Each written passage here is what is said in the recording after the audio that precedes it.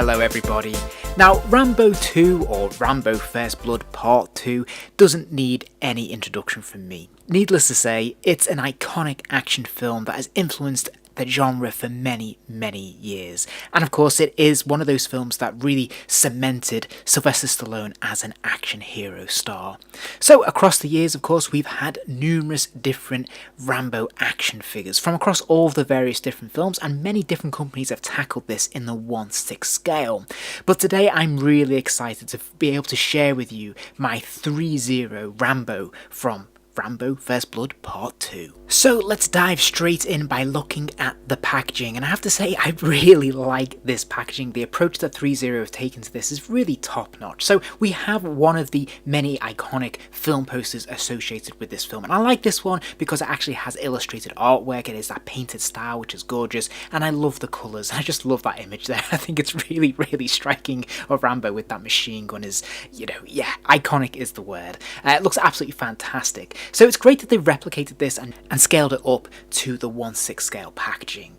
What's even more likeable about this though is that we can see the Rambo logo at the bottom of the packaging. This is slightly holographic, meaning it catches the light beautifully and it's kind of shiny, which is quite nice. But also you will notice that there is a tagline there. It says, "To survive a war, you must become war," of course taken from the film. And this is done in a very subtle kind of lacquer so that it contrasts nicely against the matte of the card art, and if you hold it in certain lights it becomes more or less visible, and I think that's really cool. And when we look at each of the side panels of the packaging, we can see this sort of red effect of the various weapons. So we have the rocket launcher here, and then on the other side we have the machine gun. And whilst this is fairly serviceable, this is not bad artwork in any way, shape or form. It's a little bit disappointing in the sense that we have such fantastic artwork on the front of the packaging, and it would have been nice to have something like that replicated here. Maybe a film still of the character from the film, or maybe some alternative artwork that was used on some of the other international posters would have been kind of cool. As it is, this is fine. It just feels like a missed opportunity. And when we flip the packaging over to look at the back of the packaging, we actually have an image of the figure itself in a very cool stylized pose. Some nice photography here that works really tremendously well, showing off the top part of this figure and some of his really fun accessories, which we'll get into a little bit later. You'll also notice that we have that text again. This time it says, "Find them or I'll find you." So another line from the film, and it's got that same glossy effect there as I talked about on the front of the packaging, which is a nice touch and makes it a little bit more interesting. And then finally we actually have the gatefold cover, so this does fold open. I like this approach. I think this works really well in 1/6 figures. I much prefer it actually to the slip cases where they slide up and off. This just looks so much more presentable. So on the right hand side we have the window packaging, so we can see the figure there and all of his many accessories, which look great. But on the left hand side, rather than artwork, it's basically a blank void, but we do have some more of that glossy text, taking another direct quote from the film. This time it says, "For our country to love us as much as we love it.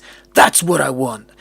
Or a rough approximation of what Sly says in the movie. But again, very cool, and I think this works really well. So then, looking at the figure, I have to say this is my first ever 3-0 figure, so I wasn't quite sure what to expect, where the bar would be in terms of the standard in the industry, and I have to say I'm super impressed.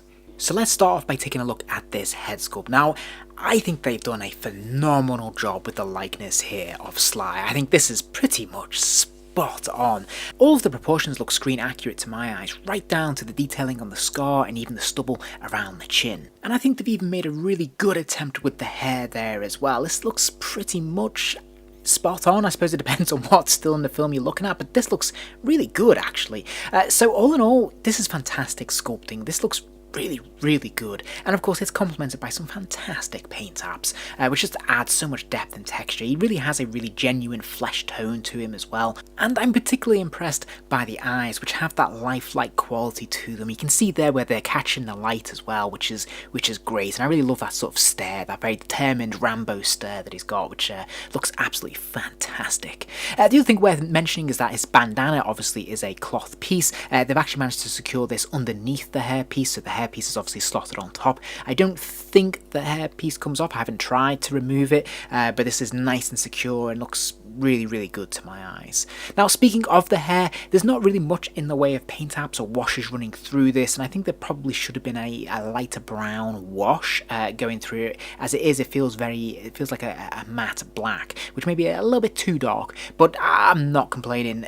This is really top-notch stuff, and I'm really nitpicking there because I'm actually very, very happy with this.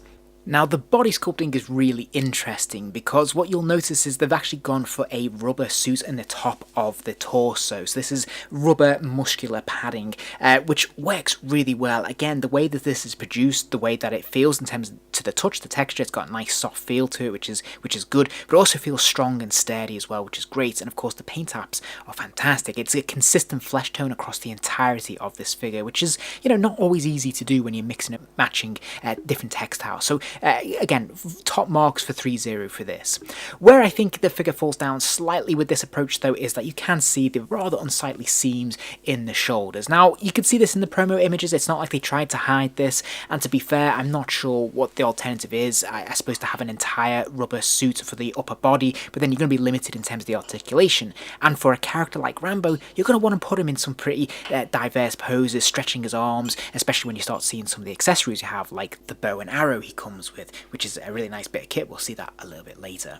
And whilst I'm talking about the rubber suit, let's talk about these arms, because these joints are actually hidden, and yet they've still got the muscular tone to his various different muscles there, which is really effectively done. And I really like this, and there's very easy movement. It's not really restrictive at all, which is great. My only concern is that when you do bunch the arm up fully, it does look a little bit unnatural, which is unfortunate. And I'm not sure how long this rubber will last before it perishes, but presumably it's sturdy enough to last a good few years, I would hope. Now, the tailoring is quite basic for this character, and that is appropriate to what he wears in the film, so I've no issues with that. He does just come with a simple black vest that we see here. He also has his black combat pants. We can see that he's got an actual working belt there, which is kind of cool, with a working buckle, which is pretty cool. And then if we look further down, we can see that he actually has this fantastic sheath for his knife, which is attached to his belt, and that holds the knife very nicely, and some other accessories, as we'll see a little bit later.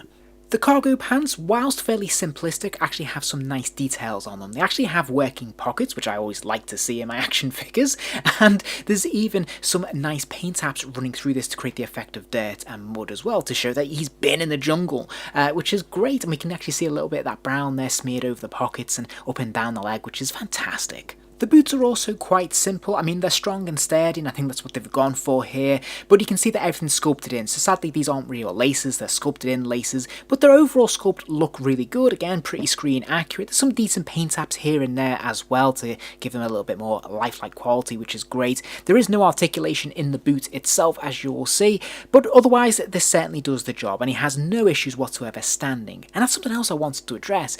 That's quite unusual about this figure, is that he doesn't come with a display stand. I assume that's because they've given us so much in the way of accessories that offsets the cost of the stand. And hey, if that's the case, I'm all for it. I can buy my own display stand any day of the week. I would rather have some of the fantastic accessories we have for this figure.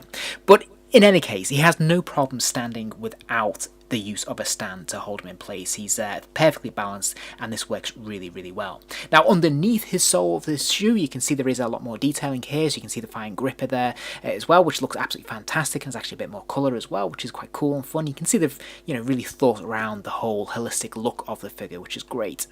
I'm not going to focus too much on the hands, but I thought you might want to see which ones he comes with in the packaging. He comes with 2 closed fists, and again, these look perfectly in proportion and look pretty good and consistent with the colour scheme of the rest of the figure. But don't worry, he has many, many other hands. So then, how does he fare in terms of articulation? Well, he's got a ball joint at the top of the neck, allowing the head to spin all the way around. It can lean left and right a little bit, not huge amounts because of that solid hairpiece, but enough. And he can bend his head forwards and backwards. That's because there is also a joint in the bottom of the neck, which you can't see because it's hidden by that rubber suit. But there's actually a good range of motion here, which is great. There is a ball joint in the shoulder, of course. I'm not sure there's any other joints inside the chest area. I can't see that. It's hidden by the rubber suit there, so it's hard to know. But that ball joint will lift up and out, of course. Again, I can't really see if there's a bicep swivel as such, but there is definitely a double joint in the elbow, allowing that lower arm to go all the way back there, which is absolutely fantastic, without any hints of it bursting at all, which is brilliant. And then he has the ball joint on that pin swivel at the wrist there as well, allowing the hand to rotate all the way around and hinge forwards and backwards. There's a ball joint in the lower torso, allowing the figure to move from side to side, but also lean left to right, a really healthy distance for a rubber suit, remember, which is fantastic. And he can also bend forwards and backwards a pretty healthy distance too, which again, it's a rubber suit, this works really, really well, surprisingly so.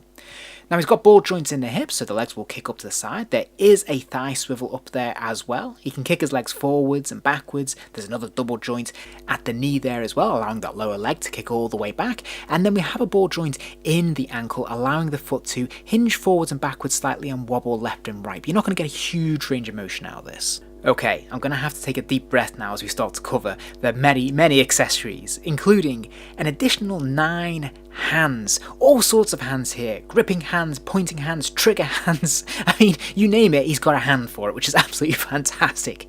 He then comes with 2 knives, which is absolutely awesome. He also has 2 throwing knives, and he has this... I'm blanking on what this is, I'm not sure, but he's got it anyway. He has a wristwatch, he has the Buddha amulet which he ties around his neck in the film, his rocket launcher, and his AK-47.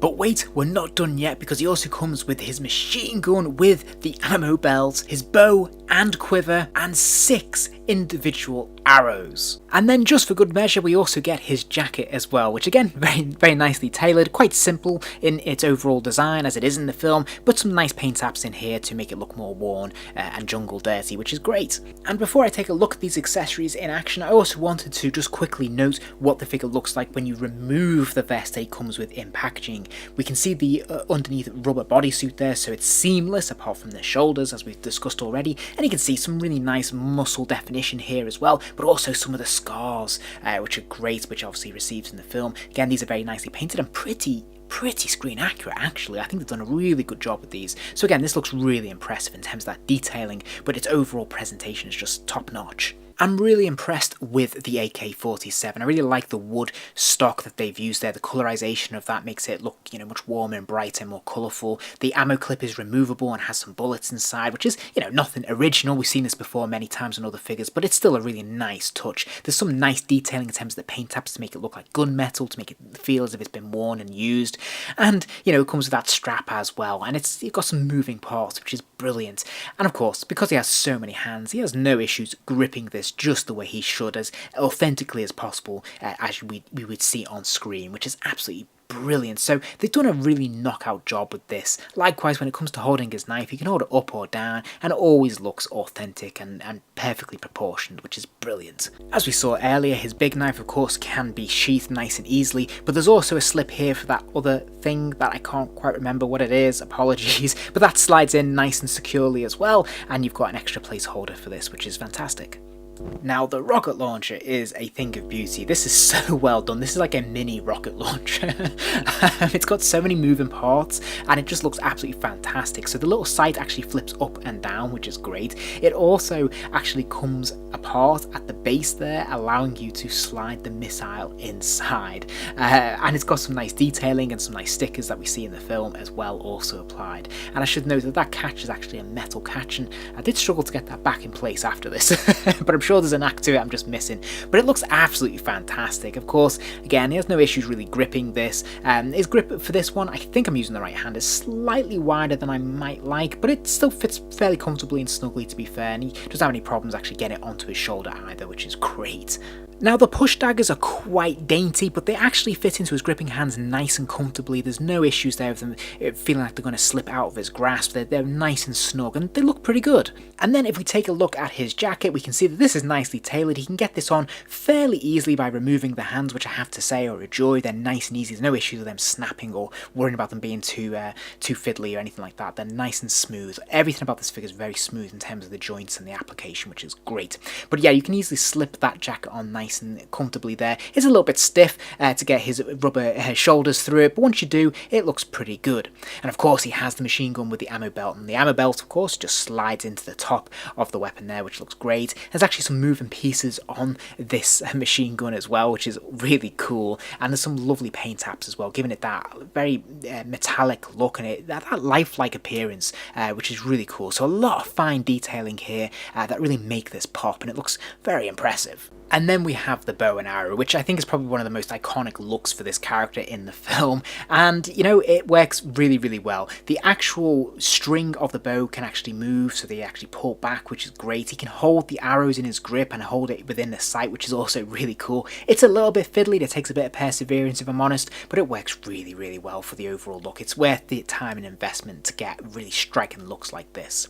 The quiver's also kind of cool. It's a nice leather pouch, which is great. It stores the arrows in without issue, and it even has a workable zip, which is just a cool added extra detail that was unexpected. And it just looks absolutely fantastic. I mean, what can I say? All in all, I love this figure. I mean, if this is the benchmark, the 3-0 set, this is for me one of the best figures in my 1/6 collection. I love this guy. I think they've done an absolutely awesome job, and it's pushed them right to the top of my list of companies that are producing 1/6 out there, because this is phenomenal. This is another level. I love this and I cannot praise them enough. This is wonderful stuff. Well, I hope you enjoyed the video and thank you for watching this long. If you did enjoy it, please do give it a like. It really helps the channel out. And if you're interested in more videos like this, please subscribe. I'll have plenty more content soon.